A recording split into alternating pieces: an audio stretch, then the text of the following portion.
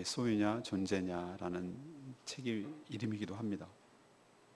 이 사람은 인생을 생존의 두 가지 방식을 이 소유와 존재의 삶으로 이렇게 양식을 나누고 그 삶의 양식을 비교하고 그렇게 함으로써 어떤 삶을 살아야 되는지에 대해서 아주 정확하게 인생을 꿰뚫는 통찰을 우리에게 준 책으로 유명합니다. 거기서 말하는 이것을 한꺼번에 다 얘기하기가 좀 그렇지만 우리 인간의 어리석음에 대해서 지적하기를 소유를 존재 가치로 여기는 어리석음을 지적하는 것이죠. 예를 들면 내가 좋은 차를 소유하면 내 존재도 그 차의 값어치만큼 더 높아질 거라고 인생이 착각한다는 거예요. 그러면 이렇게 하면 됩니다. 만약에 그 차가 없어지면 그럼 내 인생은 가치가 없는 것이냐? 그런 것이냐? 소유에 따라서 내 존재 가치가 결정되는 것이냐? 그건 아니거든요. 소유와 상관없이 우리는 존재하는 그 이유만으로도 충분한 가치가 있고 의미가 있는데도 우리는 자꾸 자본주의 사회에 살면서 무엇을 소유해야만 내가 더 가치로운 인생 또 가치로운 대우를 받을 것이라고 착각하는 데서 우리의 인생이 비극이 시작된다고 얘기하고 지적하는 데 대해서 전 동의할 수밖에 없었어요. 그래서 그 사람이 얘기합니다. 소유적인 삶에서 존재적인 삶으로 바꾸어서 살으라고. 그게 더 행복하고 그게 더 의미 있는 것이라고. 오늘 지난주 이번 한 주간이 쭉 묵상을 많이 했는데 그 중에 공통점이 하나 있다면 예수님께서 오늘 우리 삶에서 물질이 필요한데 그 물질을 어떻게 써야 되고 물질을 어떻게 바라봐야 되고 물질을 또 어떻게 소유해야 되고 이 신앙과 물질의 관계에 대한 이야기를 이번 한 주간 동안에 굉장히 많이 말씀하셨고 또 우리는 그것을 많이 묵상을 했습니다. 오늘 미리 말씀드리면 우리가 살아가는데 삶에서 물질이 필요하지요. 그렇지요. 없으면 어떻게 살겠어요? 예를 들면 전기세를 어떻게 낼 것이며 당장 기름이 없으면 어떻게 차를 타고 다닐 것이며 어떻게 없으면 뭘 사서 먹을 것이며 마치 생존에 직결되어 있는 것처럼 느껴져요. 굉장히 소중하고 필요합니다. 근데 문제는 거기서 더 나가서 물질이 삶의 전부인 것처럼 생각하는 우리들의 잘못된 삶, 에릭 프롬의 얘기로 하자면 소유적인 삶, 소유 양식대로 살아가는, 존재 양식이 아니라 소유 양식대로 살아가는 어리석음에 대해서 좀 깨어날 필요가 있지 않는가. 그래서 오늘 말씀을 통해서 여러분 다시 한번 정립을 하시기 바랍니다. 뭘 정립을 하기를 바라냐면은 우리의 신앙과 이 물질의 관계를 어떻게 정립할 것인가. 이 땅에 살아가는 데는 물질이 필요하게 하지만 그 물질을 우리가 어떻게 소유하고 어떻게 관리하고 어떻게 사용할 것인지에 대해서 오늘 예수 그리스도의 말씀을 통해서 분명하게 인식하시고 그 말씀대로 살아감으로 하늘의 복을 받아 누리는 복된 인생 다 되기를 축원합니다. 첫 번째로 우리가 알아야 될 건 뭐냐면은 사람의 생명, 이 생명이 넉넉한 소유에 있지 않다. 이걸 깨달아야 됩니다. 그럴 때 우리가 물질에서 해방될 수 있을 줄로 믿습니다. 오늘 저랑 같이 읽었던 이 성경 본문의 말씀 무슨 이야기로 시작합니까? 무리 중에 한 사람이 왔어요. 예수님께 찾아와서 뭐라 그러냐면은 선생님, 제 형에게 명령을 해 주십시오. 그래서 유산을 저와 이렇게 나누게 해 주십시오. 이렇게 부탁을 하는 거예요. 청탁이죠. 왜 그러냐면은 형이 내 말을 안 듣는 거예요. 더 갖고 싶은데. 그래서 자기 말 안 들으니까 예수님의 권위, 그러니까 예수님의 말은 어쩌면 들을지도 모르겠다라는 생각을 가지고 와가지고 좀 부탁을 하는 거예요. 예수님께서 그래 알았다, 내가 한번 가서 얘기해주지, 이렇게 우리는 생각할 것 같잖아요. 모든 사람들 너그럽게 대하시니까. 근데 예수님 어떨 때 대화할 때 보면 굉장히 우리 차갑게 대할 때가 있어요. 정색을 하고 대할 때가 있고 우리의 예상 밖에 대답을 하실 때가 있어요. 이 사람의 기대와는 정반대로 오늘 얘기를 하세요. 나무라세요. 누가 나를 너희들의 물건이나 나눈 재판장으로 나를 삼았느냐 말이죠. 모든 삶과 모든 탐심을 버려라. 그 얘기 뭐냐면 그렇게 청탁하는 너의 문제는 형의 문제가 아니고 형이 유산을 잘못하고 더 가지려는 게 아니고 네가 그렇게 해서라도 더 상속을 차지하고 싶어하는 네 탐심이 문제라고 지적을 하시는 거예요. 그러면서 나오는 말이 오늘 제가 첫 번째로 얘기했던 사람의 생명이 넉넉한 소유의 넉넉함에 있지 않다라는 것을 이해를 돕기 위해서 그 뒤에 이야기를 꺼내는데, 그 비유인데 어리석은 부자 이야기를 꺼내십니다. 어리석은 부자 이야기는 바로 그 당장은 그 탐심에 사로잡혀 유산을 더 갖고 싶어하는 그 청년에게, 한 사람에게 하는 얘기도 하지만 이 기록이 됐고 이것을 읽고 있는 우리들에게도 하시는 말씀인 줄로 믿습니다. 왜? 그 청년의 모습, 그 사람의 모습이 곧 우리의 모습, 자화상이기 때문에 그렇습니다. 스토리를 대충 이야기하면 이런 겁니다. 그 한 부자가 이미 부자예요. 근데 또 있는 집이 더해요. 그 사람이 또 그 농사가, 그 해 농사가 엄청나게 풍년이 들어서 소출이 엄청나게 많았어요. 근데 그 부자가 뭐라 그럽니까? 야, 이거 어디다가 쌓아둘 곳이 없네. 옛날에 부자는 저금해서 은행에 뭐 많거나 토지가 많은 게 아니라 이렇게 농사가 잘 되거나 양이 많거나, 이게 부자의 개념이었거든요. 우리로 치면은 사업이 대박이 나서 뭐 주식이 올랐다든지 또는 이렇게 매출이 많이 올랐다든지 순이익이 이걸 개념을 말하는 거예요. 그러니까 감당이 안 되니까 곡간을 더 헐고 더 크게 짓고 거기다가 내 곡식과 물건을 거기다가 쌓아두겠다. 그리고 하는 말이, 내 영혼아, 이제 여러 해 쓸 것이 다 장만되고 준비되고 많이 쌓아뒀으니까 이제 편안히 쉬고 먹고 즐겁고 그렇게 인생을 즐기자, 이렇게 얘기하는 거예요. 근데 하나님께서 찬물을 끼얹는 얘기를 하세요. 이 어리석은 사람아, 오늘 밤에 내 영혼을 도로 찾을 것인데, 그러면 네가 그렇게 애써서 준비한 모든 것들이 다 누구의 것이 되겠느냐? 이렇게 물어요. 그러면서 예수님의 결론적인 얘기는 이거예요. 자기만을 위해서 재물을 이렇게 쌓아두고 하나님에 대해서 부요하지 못한, 하나님에 대해서 부자로 살아가지 못하는 사람은 바로 이렇게 어리석은 부자와 똑같으리라. 이런 비유를 통해서 그 유산을 더 차지하려고 하는 사람에게 얘기를 해주는 거예요. 깨닫게 해주는 것이. 자, 그러면 이건 우리도 들어야 될 문제라고 제가 말씀을 드렸죠. 근데 여기서 왜 하나님께서 어리석은 사람아 라고 말했을까요? 그 이유를 우리도 알아야 되겠잖아요. 어리석은 사람이 곧 우리일 수도 있잖아요. 그것은 첫 번째로 이런 겁니다. 풍성한 소출, 땅에서 나오는, 자기 밭에서 나오는 소출이 자기가 열심히 노력해서 얻은 자기 것이라고 생각하는 데서 시작이 되는 것이. 사랑하는 여러분, 우리도 이런 착각을 할 때가 얼마나 많은지 모릅니다. 내가 벌었으면 내 거죠. 이게 세상 사람들의 논리예요. 여러분도 아마 그렇게 생각하는 분이 있을지도 모르겠어요. 목사님, 제가 정말 잘 잠 못 자고 정말 배고라 가면서 한 번도 쉬지도 못하고 발에 두 다리 뻗고 쉰 적도 하나 없고 커피 한 잔 마실 여유도 없이 제가 죽으라고 일한 거기 때문에 내 거지 누구 겁니까 그게? 코피 날 정도로 열심히 인생 삽니다. 정말 아침 새벽부터 시작해가지고 밤 늦도록 일을 해가지고 내가 열심히 내 땀 흘려가지고 번 돈이면 내 거 지금 누구 거란 말입니까?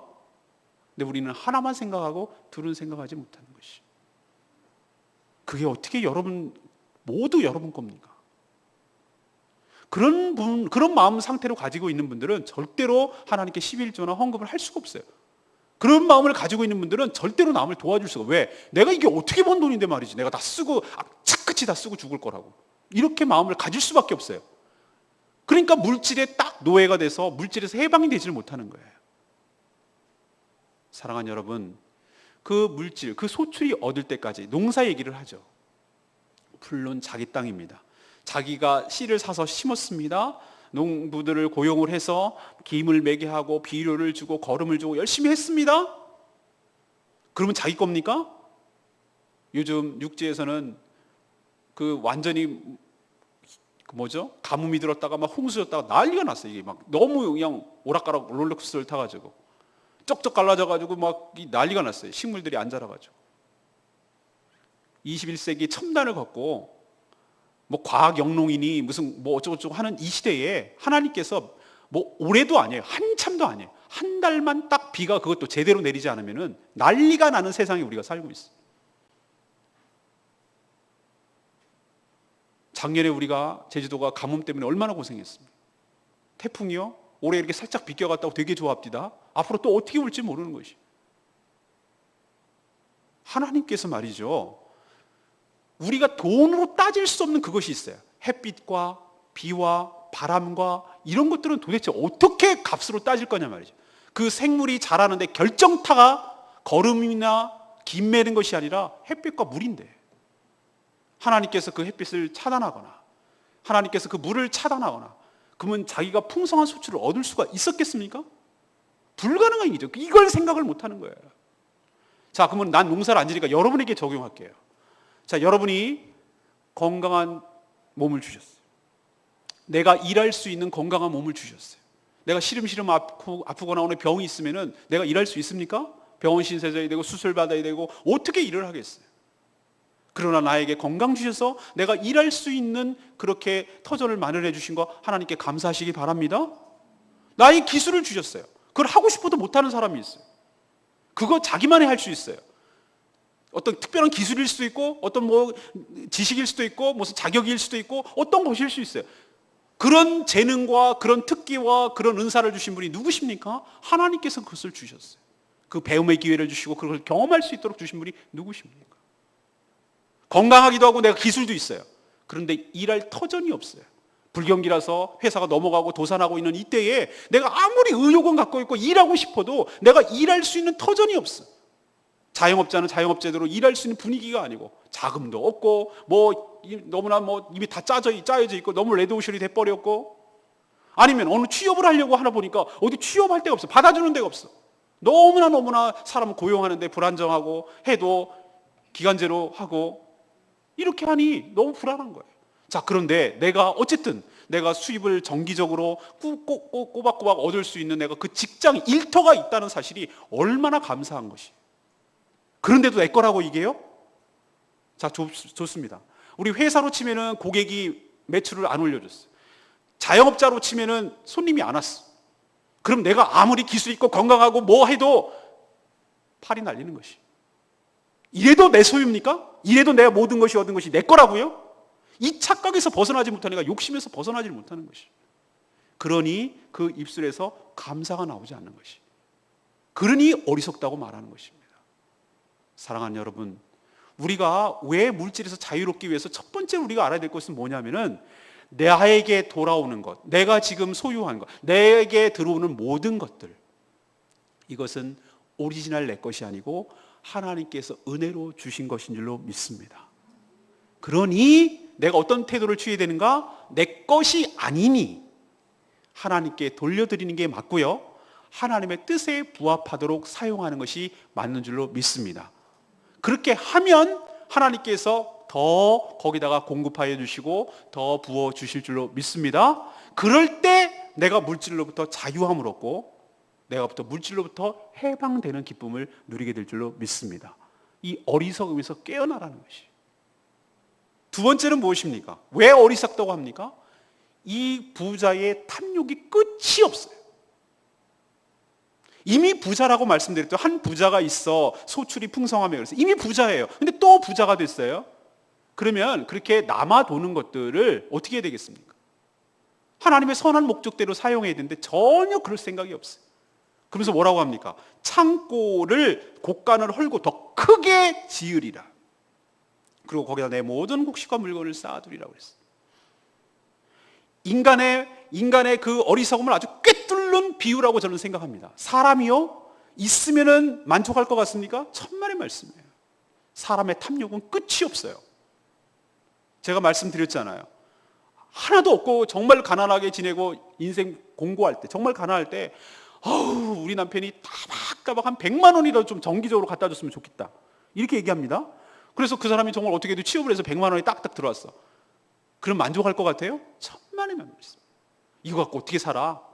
우리 바캉스도 가야지. 애들 교육을 어떻게 시키는데 요즘 얼마나 많이 드는데 이거 갖고 어떻게 살아? 이렇게 얘기합니다. 부업을 할까? 뭐 할까? 당신 보너스 언제 나와? 뭐 이럽니다.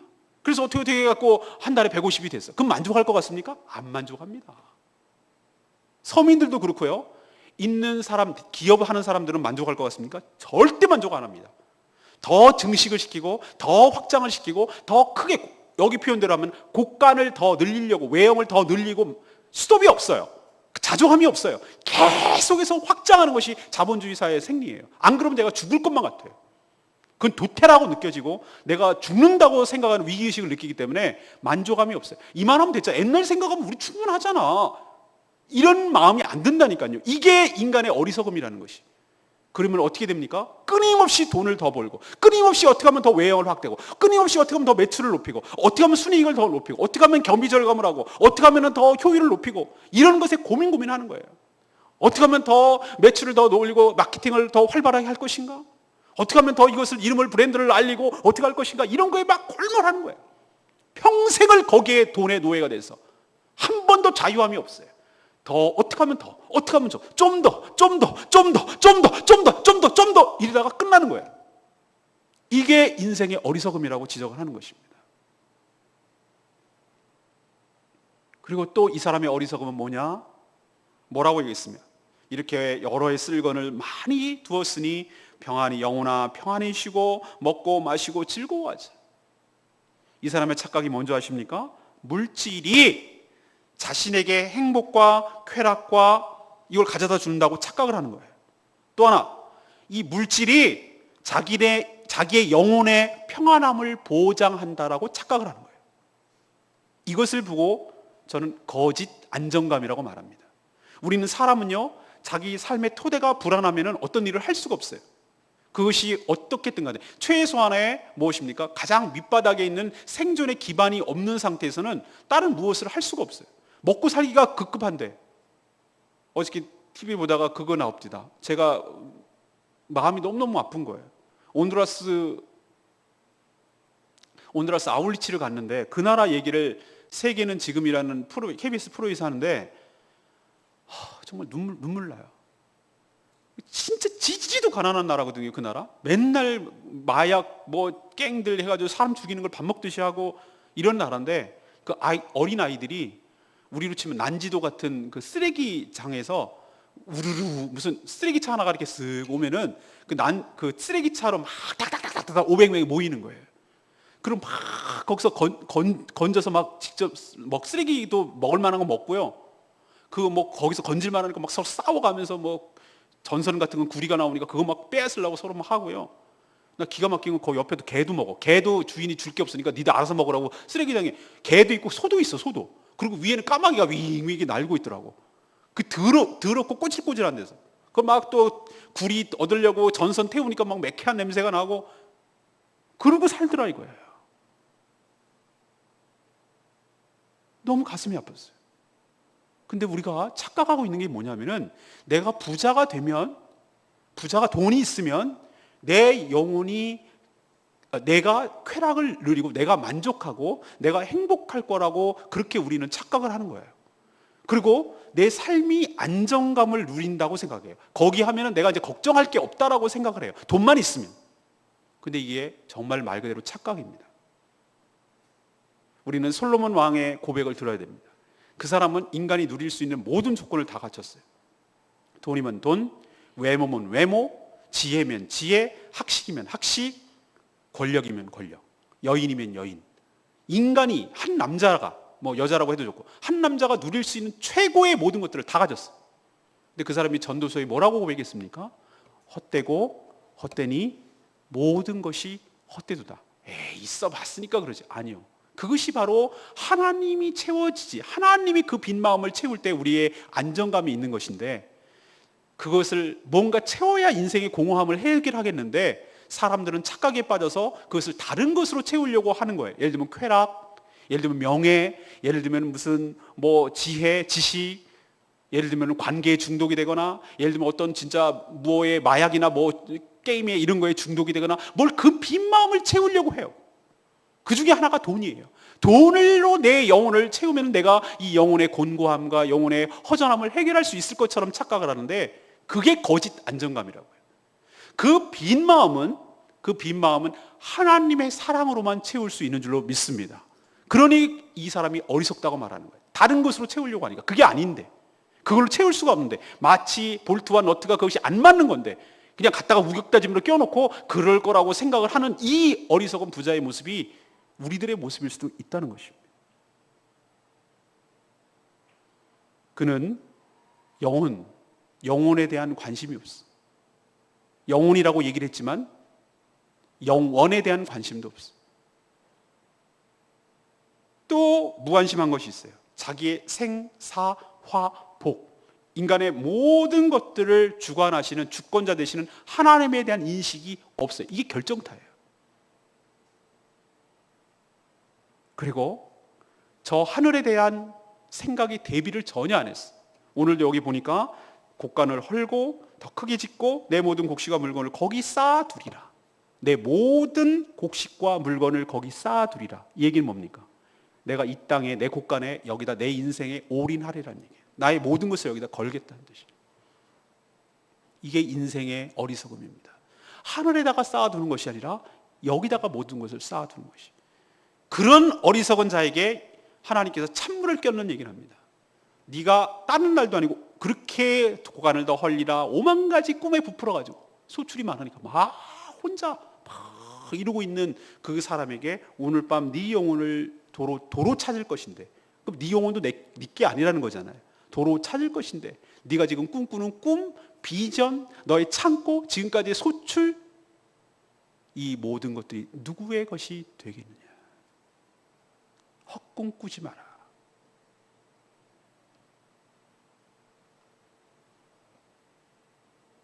사랑하는 여러분, 저는 이 어리석은 부자의 말 속에서 이 사람의 가장 큰 문제를 느낄 수가 있었어요. 오늘 17절부터 20절까지 저는 유독 많이 들어오는 단어가 하나 있었는데 바로 그것은 내가였어요. 내가 곡식을 쌓아둘 것이 없으니 어찌할까? 내가 이렇게 하리라. 내 곡간을 얼고 더 크게 짓고 내 모든 곡식을 거기에 쌓아두고 내가 내 영혼에게 말하리라. 총 8번 나옵니다.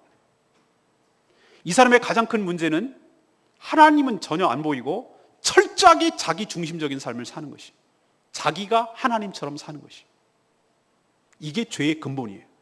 저랑 같이 생명의 삶을 시작하셨던 분, 해보셨던 분, 하실 분, 첫 번째 나오는 죄에 대해서 얘기할 때 여기에 대목이 나옵니다. 어쩌면 그렇게도 지독스러운 자아중심적인 삶을 사는지 몰라요. 모든 세계의 중심은 자기예요.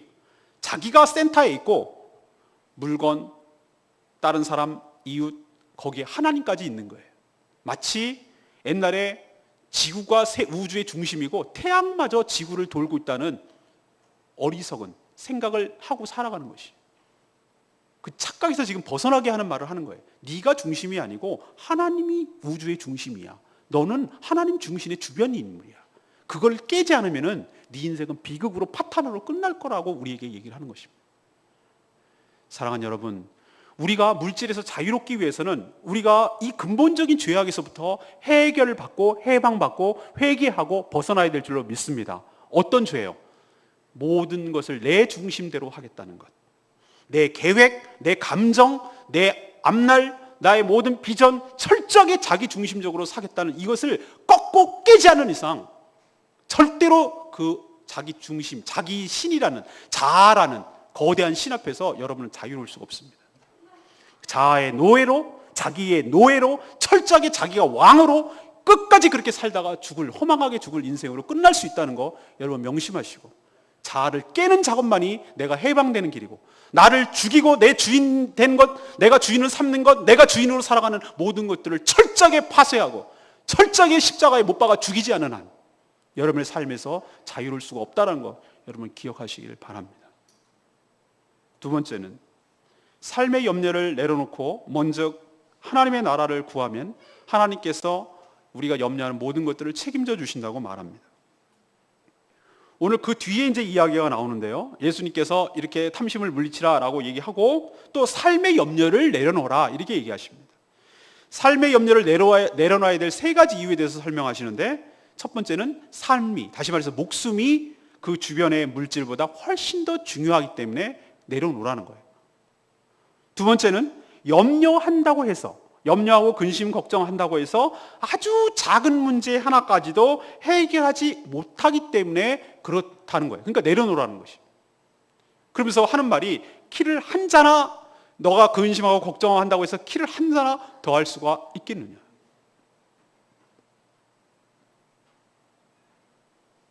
우리 아들이 저보다 크다고 맨날 어깨 동무하고 나를 무시하고 막 그러는데, 그러면서 한다는 말이 끌끌 체를 차면서 좀 잘 먹었어야 되는데 어렵게 사느라고 뭐 이런 얘기를 할 때마다 제가 키가 작다고 제가 근심 걱정했더라면 저는 근심 걱정 남들 하는 거에 비해 근심 걱정을 하면은 키가 큰다면 저는 제일 많이 컸을 사람이에요. 근데 뭐 지금은 저는 존중감이 있어요. 자존감이 있어요. 괜찮아요. 근데 생각해 보세요. 키가 걱정 근심한다고 큽니까? 이런 문제도 해결하지 못하면서 우리는 근심과 걱정 속에 쌓여 삽니다. 과학자들이 조사를 했대요. 사람들이 걱정하는 것을 대부분요, 90% 이상은 뭐냐면은 옛날에 어떻게 할 수 없었던 과거에 지나간 것들에 대한 아쉬움, 그것 때문에 걱정한대요. 이미 끝난 얘기인데 현재에 채워지지 못하는 것 때문에 또 근심 걱정한대요. 그리고 뭐 갖고 걱정하지? 정말 쓸데없는 걱정한대. 하늘이 무너지면 어떡하지? 비행기가 다 떨어지면 어떡하지? 이런 걱정한대. 그리고 어떤 걱정은 진짜 걱정인데 그거는 그냥 하면 되는 거래요. 그거 어떡하지 하면 그냥 하면 되는 거예요. 근데 그냥 안 하고 그런 걱정을 하고 있다는 거예요. 그리고 한 3% 되는 걱정은 무슨 걱정이냐면은 자기가 할 수 없는 걱정이에요. 자기가 걱정해도 될 수 없는 문제. 이거는 누구의 영역이냐면 자기 영역이 아니라 하나님의 영역인 줄로 믿습니다. 우리는 이렇게 클리어하게 지혜롭게 살아야 돼요. 여기 종이를 딱 긋고 이렇게 쭉 긋고 내가 지금 현재 걱정하고 있는 것을 나눠봐야 돼요. 내가 현재 나눠보고 이렇게 두 가지로 분류해봐야 돼요. 내가 지금 할 수 있고 내 영역인 것, 그리고 내 영역이 소관이 아닌 것, 오른쪽. 그러면 내 영역이 아니고 내 소관이 아닌 것은 이건 내 거 아니에요. 하나님의 것인 줄 알고 하나님께 믿고 맡기고 기도의 영역인 줄로 믿습니다. 그리고 그건 걱정 끝. 이건 내가 걱정해야 될 문제가 아니라 기도해야 될 문제지. 그건 하나님이 고민하고 하나님이 걱정해야 될 문제라고 생각하시고 이 부분은 접어야 돼요. 그리고 내가 할 수 있는 것은 해버리면 끝나는 거고, 지나간 과거에 대해서 연연한 건 잊어버리면 그만이고, 오지 않을 것에 대해서 미리 땡겨가지고 걱정할 필요는 없고, 그럴 때 우리가 자유로운 삶을 살아갈 줄로 압니다. 물질에 대해서도 마찬가지라 이 말이에요. 이것도 하나님의 영역이 있는 것인데 내가 걱정하고 염려한다고 해서 내 수입이 더 생깁니까? 부자가 됩니까? 그것도 아니잖아요. 이건 하나님의 영역이라고 생각하고 믿고 맡길 때 오히려 더 우리가 마음이 편안해서 물질도 더 생길 것 같아요. 제 생각에. 그리고 왜 근심 걱정하지 말아야 되는지 세 번째 이유는, 봐라, 까마귀 얘기를 듣는데 까마귀 걔네 농사 짓든 걔 뭐 추수하든 그런데 다 먹고 살잖아.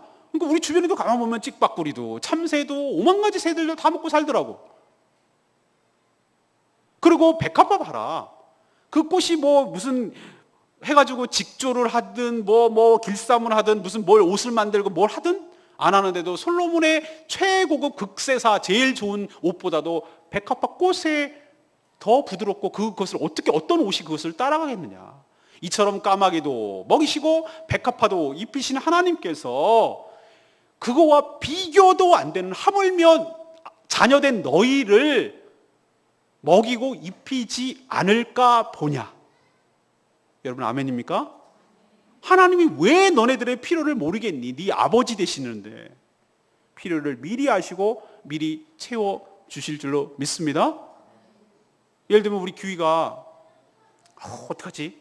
뭐 대학 되는데 어떡하지? 뭐 어떡하지? 그리고 애가 막 그런 근심과 걱정 속에서 살아가면서 공부도 제대로 못하고 막 알바 뛰고 막 이렇게 산다고 그래봐요. 부모인 제가 얼마나 마음 아프겠어요. 그리고 기분 나빠요. 그건 네가 걱정할 문제가 아니야. 너 걱정할 것은 얼마나 더 공부를 잘할까, 열심히 할까, 좋은 관계를 맺을까, 신앙생활을 잘할까, 이걸 고민해야 될 것이지, 어떻게 하면 용돈 문제, 어떻게 하면 뭐 득종 문제, 이거는 부모인 아빠인 내가 걱정할 문제란 말이에요. 제 말 아시겠습니까? 그렇게 걱정하면은 하나님 아버지를 무시하는 행위예요. 하나님 아버지를 불신한다는 얘기예요. 못 믿겠다는 얘기예요. 이러니까 근심 걱정 다 내려놓고 어떻게 하라고 하나님께서 얘기하십니까? 우선순위를 잘 잡으라는 거예요. 먼저라고 말했어요. 그의 나라와, 그의 나라는 하나님의 나라를 말합니다. 하나님의 나라는 통치, 하나님이 통치하시는 나라를 말해요. 하나님의 통치가 미치는 것을 말해요. 그의 나라와 그의 의라는 것은 하나님의 통치 방법이에요. 가치예요. 그것이 이 땅에 너의 삶을 통해서 실현되는데 거기에 먼저 신경을 써라. 그것을 추구해라. 하나님의 통치가 어떻게 나타납니까? 바로 믿는 자들을 통해서 나타납니다. 믿는 자들이 그 하나님의 가치관에 따라 살고 그것을 실현시키면, 공의가 어그러지고 공의가 깨져가지고 이렇게 억울한 사람이 많고, 억울한 사람은 세상이 천지잖아요. 지금 우리나라 보면 세월호 그 실종자들 그 유족들도 얼마나 억울해요. 그 특별법도 지금 제정이 안 돼가지고 막 이리저리 정파의 논리에 따라서, 그러니까 막 억울한 사람 많잖아요. 하나님의 공의가 이 땅에 실현이 안 돼. 그런데 우리가 바로 힘을 모아서 하나님의 공의가 이 땅에 실현되도록, 하나님의 사랑이 이 땅에 실현되도록, 그렇게 우리가 그런 삶을 먼저 추구하고 거기에 삶의 우선순위를 두고 거기에 먼저 신경을 쓰면, 너희들이 세상 사람들이 염려하는 거, 무엇을 먹을까, 무엇을 입을까, 무엇을 마실까 하는 이 삶의 문제를 하나님께서 보너스로 덤으로 해결하여 주실 줄로 믿습니다. 이게 하나님의 약속이라고요. 그딴 거 신경 쓰지 말라고. 그건 이방인이나 구하는 거, 안 믿는 사람들이나 하는 행위라 이거예요. 너희들은 그런 저급한 차원에서의 삶을 추구하지 말고 하나님의 뜻, 하나님의 공의, 하나님의 나라를 실현하는데 먼저 삶의 우선순위를 두라는 겁니다. 그러면 나머지 생활은 하나님이 책임져 주실 줄로 믿습니다. 우리 삶이 흐트러지고 우리 삶이 자유롭지 못하고 우리가 물질의 노예가 되는 두 번째 이유는 이거예요. 내 삶의 우선순위가 흐트러졌기 때문에, 거꾸로 됐기 때문에. 무엇을 먹을까, 무엇을 마실까가 난 너무너무 중요하기 때문에, 하나님 나라는 뒷전이기 때문에, 그건 나랑 상관없어. 내가 먹고 사는 문제가 너 더 급해, 더 다급해. 이걸 나의 우선순위로 놓으니까 아이러니하게도 내 삶의 문제도 해결 안 되고 하나님의 나라를 위해서 살지도 못하는 것이. 오늘 말씀을 듣고 삶의 우선순위가 뒤바뀌게 되기를 간절히 소망합니다. 우선순위가 다시 정립하게 되기를 원합니다. 급한 것이 중요한 것이 무엇인지를 먼저 놓으라고요. 급한 것부터 하지 마시고 중요한 것이 뭔지를 놓으라고요. 우리 삶이 중요한 것부터 먼저 놓지 않기 때문에 급한 것부터 하다 보니까 내 삶의 우선순위가 엉망이 되고, 나는 거기에 급한 일에 쫓겨다니다 보니 내 삶은 엉망이 되고 거기에 노예가 되는 것이. 아무리 급하더라도 그것 때문에 당하는 불이익을 감수하더라도 처음부터 내 인생을 조정을 하는데, 어떻게 조정하는가? 나는 급한 것부터 하지 않고 중요한 것부터 하겠다는 거예요. 그러면 급했던 것들이 의외로 서서히 정리가 되면서 급해지지 않더라 이거예요. 제가 경험한 바입니다. 중요한 것부터 하면 급한 일이 안 생긴다니까요. 왜 급합니까? 중요한 것이 흐트러졌기 때문에 그게 급하게 보이는 것이. 먼저 그의 나라와 그의 의를 구할 때 하나님께서 그 모든 것을 책임져 주시고 그것을 인도하여 주실 줄로 믿습니다. 세 번째는 무엇입니까? 자신의 정체성을 할 때 물질에 대한 바른 태도가 나오며 연연하지 않게 됩니다. 아까도 좀 말했습니다만, 내가 주어진 모든 것들은 내 것은 없고 하나님으로부터 다 받은 것이에요. 그러면 나는 어떤 자세로 취해야 되는가? 내게 주신 모든 것들을 나는 잠시 쓰다가 다른 사람이 쓰도록 놓고 가야 되는 것이죠. 나는 잠시 빌려 쓰는 거죠. 렌트카처럼 잠시 쓰다가 나는 놓고 가는 것이죠. 이것을 청지기 정신이라고 말합니다. 청지기는 뭐냐면은 자기 것 아니에요. 주인 것이에요. 주인 것을 주인에 의해서 사용하다가 나는 놓고 가면 그뿐이에요. 내 것도 아니고 내가 영원히 소유할 수도 없는 것에 대해서 연연할 필요가 없다고요. 청지기가 그러면 해야 될 직무가 뭐냐? 하나님의 때를 따라서, 하나님의 방법으로, 하나님의 것을 적절하게 배분하는 일이 바로 청지기가 해야 되는 일인 줄로 압니다. 이런 정신으로 살아야 된다는 것이. 저는 YM에서 DTS 훈련 받을 때 중요한 개념을 배운 적이 있어요. 이걸 플로잉이라고 부릅니다. 플로잉이 뭐냐면 말 그대로 흘려보낸다라는 개념인데요. 거기서 이 공동체 생활을 하면서 항상 금요일 날 오후가 되면은 패밀리 데이라고 그래가지고 다 모여서 뭐 서로 한 주간 동안 있었던 얘기를 하고, 또 거기서 이렇게 무슨 얘기가 하면은 나는 충분하고 나는 그건 없어도 되는데 내가 갖고 있는 잉여가 저 사람에게는 필요하다고 생각하면은 그것은 아까워하지 않냐고 그것을 그 사람에게 줍니다. 왜요? 그걸 플로잉이라고 합니다. 그게 하나님의 법칙대로 살아가는 것이라고 생각하는 것이. 그게 돈이 되었건, 그게 옷이 되었건, 그것이 뭐 생활 도구가 되었건 그것에 대해서 연연하지 않습니다. 나는 내가 필요한 만큼 그것으로 충분하고 그 나머지 것은 내 것이 아니고 이것을 필요로 하는 사람들에게 주는 것이 하나님의 마음이고 하나님의 정신에 하나님의 뜻에 부합한 삶이라고 여기며 사는 것이에요. 그래서 그것을 플로잉 한다라고 얘기했어요. 그래서 저희들도 후원을 받았는데 어떤 형제 가정이 아울치를 가졌는데 그 기부이 부족한 거예요. 그래서 우리가 그것을 거기다가 후원해 줬어요. 우리가 옷이 하나 남아요? 우리는 이걸로 충분해요. 티가 2장이 있으니까 3장까지는 필요 없거든요. 갈아입으면 되니까. 한 장은 그것을 필요한 사람에게 주는 거예요. 이게 어떤 정신에서 나오냐? 이 모든 것은 내게 아니고 오리지널 내 것은 없고 내가 잠시 쓰다가 나도 그것을 놓고 가야 된다는 생각을 하기 때문에 이것으로부터 자유함이 생기는 것입니다. 이게 청지기 정신입니다. 청지기는 예기치 못한 때에 하나님의 심판을 받는다는 것을 늘 염두에 둡니다. 우리가 이런 모든 삶에 대해서 언젠가는 주인으로부터 평가를 받을 날이 올 것인데 우리는 인턴 기간인데 이 인턴 기간 동안에 잘할 때 하늘나라에서는 정식 직원이 되는 것이고 하나님의 상속을 받고 하나님의 모든 소유를 받게 되는 그 테스트 기간이라고 생각하시면 돼요. 그래서 이 땅에 사는 동안에 하나님의 테스트를 잘 통과하시고 자세가 됐네, 준비가 됐구나, 모든 것을 맡겨도 충분히 잘 감당하겠구나 라는 그런 테스트를 잘 통과해서 주님으로부터 오는 상급과 주님으로부터 오는 칭찬과 주님으로부터 오는 임무를, 큰 일들을 다 부여받게 되는 그런 축복을 받게 되는 저와 여러분 되기를 소망합니다. 그리고 또 왜 그렇게 살아야 되느냐면 보물 있는 곳에 우리의 마음이 있기 때문에 그래요. 우리 사람의 마음을 잘 꿰뚫어 보는 말씀인데요, 우리는 내가 보물이라는 것은 내가 가치 있다고 생각하는 것을 보물이거든요. 그 가치 있다고 생각하는데 내 몸과 내 마음이 가는 것입니다.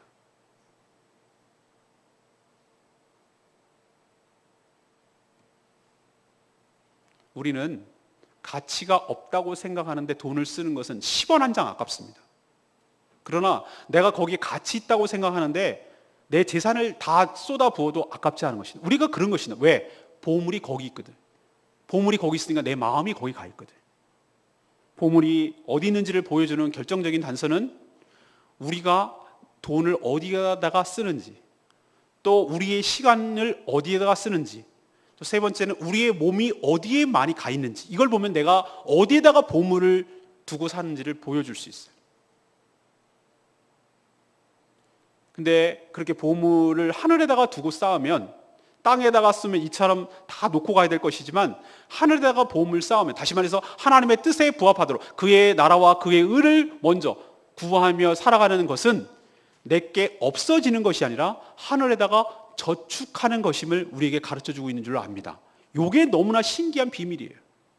우리는 하나님 나라를 위해서 쓰면은 내게 없어지고 내가 손해고 난 점점 가난해진다고 생각하는데, 하나님께서는 그렇게 여기지 아니하고 뭐라고 생각하냐면은 천국에다가 저축하는 것이라고 개념을 바꿔주세요. 그렇기 때문에 우리는 그의 나라와 그의 일을 먼저 구할 때 없어지는 것이 아니라 하늘나라에 차곡차곡 쌓고 하나님의 큰 상급으로 바꿔지는 은혜가 있게 될 줄로 믿습니다. 저는 물질 사용을 보면 그 사람의 신앙을 알 수 있다고 저는 생각합니다. 이건 틀림없어요. 전에 있는 향상교에 있을 때 재직을 임명하는데 그런 적이 없었는데 어느 해 그 기준을 정할 때 헌금 생활을 보는 첫 번째 해였어요. 제가 너무 실망해가지고 너무 힘들었어요. 한동안. 너무 제가 예상과 다른 분들을 봤기 때문이죠. 왜 그러냐면 여기에 부합하기 때문에 물질을 사용하는 것을 보면 그분의 신앙 상태를 알 수 있어요. 왜? 마음이 거기 있기 때문에. 그러니 우리는 나에게 주어진 모든 것들이 내 것이 아니라고 생각하시고 그것에 연연하지 마시고 주님의 뜻에 부합하며 사용하는 저와 여러분들을 간절히 소망합니다. 오늘 결론적으로 이렇게 말씀드리고 싶습니다. 물질에 대한 극단 태도가 있어요. 첫 번째는 물질주의라는 거예요. 물질에 빠져서 물질밖에 안 보이고 살아가는 것. 이런 사람들은 이게 다라고 생각하기 때문에 있으면 위세 떨고 없으면 비굴해져요. 이 물질주의에 빠진 사람들. 그리고 자기가 번 것은 자기가 다 쓰고 죽으려고 그래요. 아까워서 못 죽어요. 절대 남한테 주는 거 싫어해요. 인색하고요. 철저하게 자기중심적으로 살아요. 이게 극단적 물질주의입니다. 근데 또 다른 극단주의가 있는데 금욕주의예요. 물질은 더러운 것이고 물질은 그 사람을 하게 하고 해가지고 다 무소유, 다 포기하고 다 하고 머리 깎고 들어가가지고 뭐 물 한 사발 마시면 그만이고 옷 하나 중처럼 되는 거죠. 중 스님처럼 돼가지고 그렇게 사는 것이 야말로 물질에 초연해지고 물질에 연연하지 않는다고. 전 그것도 극단적인 물질에 대한 태도라고 생각해요. 양 극단은 다 문제예요. 하나님께서는 예수님께서는 그렇게 말씀하시지 않았습니다. 물질에 푹 빠져서 살아라, 물질을 초연해서 살아라 그러지 않았어요. 물질 필요한 거 아세요. 하나님께서 우리를 만드실 때 필요한 물질을 주셨어요. 우리 삶에 필요하지만 거기에 의존하지 말라는 것이 오늘 말씀의 결론입니다. 그래서 여러분의 삶에 적용할 수 있는 이 실천 사항을 드리면 첫 번째 이겁니다. 내가 나의 삶에 있어서 어디에다가 자원을 쓰고 있는지를 점검해 보라는 겁니다. 어디에다가 내가 지금 내 물질을 쓰고 있느냐. 물질이라고 여기 말했을 때 여러 가지 의미입니다. 내 시간, 내 몸, 내 실질적으로 진짜 돈이 될 수도 있고 이 모든 자원들을 내가 어디에다가 쓰고 있느냐를 보면 내 마음이, 내 보물이 어디에 있는지를 알 수가 있어요. 그거를 통해서 내 삶의 우선순위가 뭔지를 체크해 보시라고요. 그렇다면 내가 먼저 그의 나라와 그의 의를 위해서 내가 투자하고 있지 않다면, 거기를 위해서 마음을 쓰고 있지 않다면 내 우선순위, 삶의 우선순위가 잘못된 것이. 그러면 나는 여전히 그 굴레에서, 그 틀에서 해방될 수가 없어요. 가치 있는 것, 중요한 것부터 우선순위를 잡으십시오. 그것이 내 삶의 위에다 놓으십시오. 그렇게 될 때 내 삶이 정리가 되고 우선순위가 바로 잡혀야 돼서 내 인생도 정리가 되고 내 인생도 바르게 되고 내 인생도 그 물질과 모든 것으로부터 연연하지 않고 자유롭게 될 수 있는 축복이 여러분 삶에도 있게 되기를 바랍니다. 두 번째는 뭡니까? 내가 가진 것을 좀 정리해 보자는 거예요. 실질적으로 내 주변, 내 삶을 한번 보자는 거예요. 저도 가만히 보면요, 저희 집에 가서 보면은 냉정하게 얘기를 해서 1년에 한 번 입을까 말까 한 옷들이 수두룩하게 있어요. 지금도 많이 버렸다고 생각하는데도 이제 몸까지 변화가 있었기 때문에 못 입을 옷이 한두 가지가 아니에요. 그런데 있잖아요, 못 버리는 건지 안 버리는 건지 모르겠는데 그걸 쌓아두고 살아요. 이건 이래서 그렇고 이건 이래서 그렇고 이건 이런 추억이 있어서 그렇고 이건 또 뭐가 있어서 그렇고 뭐 버리지 못하는 이유는 너무너무 많아요. 그러니까 짐에 치여서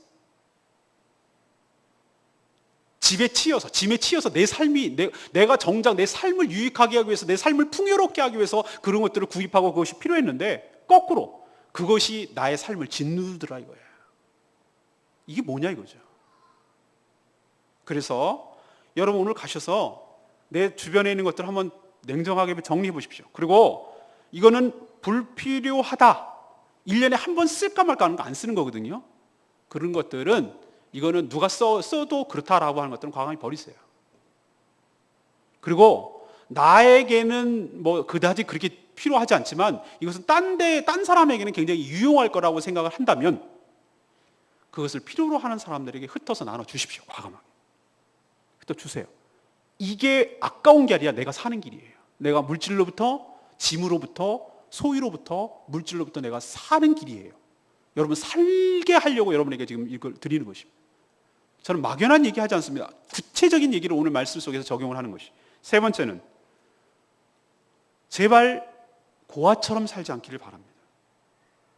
하나님 아버지 정말 섭섭합니다. 여러분이 정말로 하나님을 아버지라고 여기신다면, 여러분 하나님 아버지라고 믿으십니까? 그럼 아버지처럼 대우해 주십시오. 여러분의 삶의 모든 것들은 여러분이 책임지는 것이 아니라 하나님 아버지께서 책임져 주실 줄로 믿습니다. 아버지께서 너의 삶의 용돈이 얼마나 필요한지, 네가 학자금이 얼마나 필요한지, 네가 어떤 일을 하는데 얼마가 필요한지 아버지가 고민하고 아버지가 준비하고 아버지가 주실 수 있도록 기회를 주세요. 그 방법은 기도입니다. 하나님 앞에 간구하고 하나님께 기도하면 아버지 하나님 인색해서 너 하는 거 봐서 이렇게 하는 분이 아니에요. 우리는 하나만 구했지만 아버지 하나님은 사랑까지 더 얹어서 후하게, 풍부하게, 넘치도록, 난 하나밖에 구하지 않았지만 그것을 할 수 있는 10가지 더 얹어서 충복하게, 충만하게 하나님께서 베풀어 주시는 하나님 아버지이신 줄로 믿기를 바랍니다. 이게 내가 물질로부터 자유하게 살아가는 것이고, 오늘 제목으로 하자면 소유적인 삶을 버리고 존재론적인 삶을 살아가는 복된 인생인 줄로 믿습니다. 오늘 말씀을 들으시고 내 인생에 있어서, 내 신앙에 있어서 물질과 내 삶을 바르게 정립하시고 오늘 말씀에 따라 그 가치대로, 그 교훈대로, 그 말씀대로 살아서 물질로부터 자유하고 물질에 연연하지 않냐고, 물질에 초연해지고 물질을 의미 있게 쓰고 물질을 보람되게 쓰고 인생이 행복하고 복되고 의미 있게 되는 복된 인생 되기를 간절히 축원합니다. 오늘 말씀 붙들고